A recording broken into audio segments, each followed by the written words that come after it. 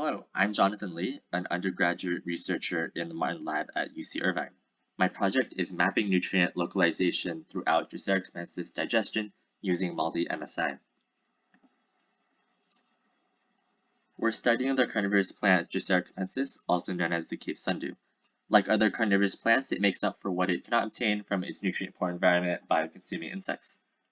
The plant captures the insects using sticky mucilage at the ends of its trichomes. Those are the red stalks protruding from the edges of its leaf. And once the insect is captured, the trichomes and the leaf itself curl over to hold the insect firmly and maximize contact. Meanwhile, digestive enzymes are released to break down the prey externally, and the plant directly absorbs nutrients through the trichomes and the entire leaf surface. Drosera capensis may have unique nutrient transport mechanisms, so understanding what nutrients are involved and how they're moving in a plant like Drosera can have wide applications in agriculture and horticulture. Among the nutrients absorbed from prey are metabolites and proteins.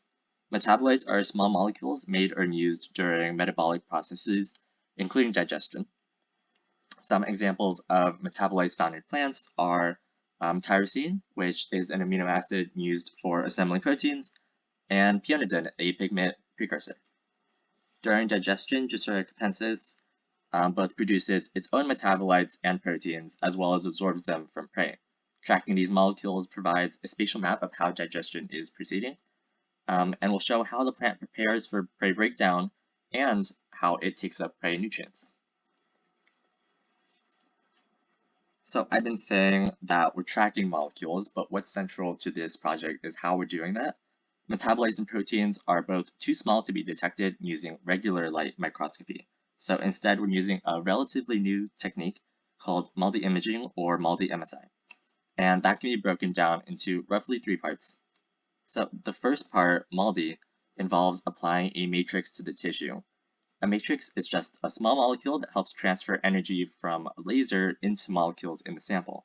And those molecules are then turned into charged ions that can be detected by a mass spectrometer. This yields a mass spectrum for that individual point, showing all the masses detected. Each of the peaks in the spectrum represent a different mass, and the height is how much each mass was detected. From there, we can work backward. The mass gives us some idea of what molecule produced each signal, and then we can use a high-resolution mass spec technique like LCMS or LC-tandem-MS to confirm the molecule identities. Finally, there's imaging. So everything I've described up to this point is to analyze a single point on the tissue. What we can do is shoot the laser across a grid across the entire tissue sample, and then detect how molecules are distributed throughout the tissue. So for example, if we wanted to look at the distribution of the molecule corresponding to the peak at a mass near 500 Daltons, marked by the asterisk, we can look at the mass spectra for all points along the tissue slice and know where this mass of 500 was detected. And that will allow us to produce an image like the one the arrow points to, showing the signal distribution and intensity across the tissue. Then we overlay the MALDI image over an optical image of the actual sample, and that lets us know where the molecule is localized, including maybe in a notable structure. So in this case, the mass of around 500 Daltons is mostly present in the leaf blade and not in the trichomes. So MALDI MSI allows for identifying this kind of localization in tissues. The project is centered around finding changes in Drosera during digestion. So in order to do this, we first image an untreated leaf, and this provides a baseline of what molecules are already present in a leaf at rest and how they're localized. Next, we identify what molecules are made by the plant itself during digestion. And to do this, we treat the leaf with a feeding hormone called jasmonate.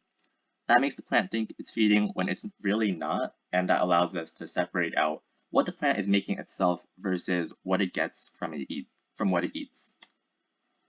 And finally, we identify what molecules are absorbed from the plant or by the plant from its prey. To do that, we feed leaves with fruit flies and then image at various points in time throughout the digestion process.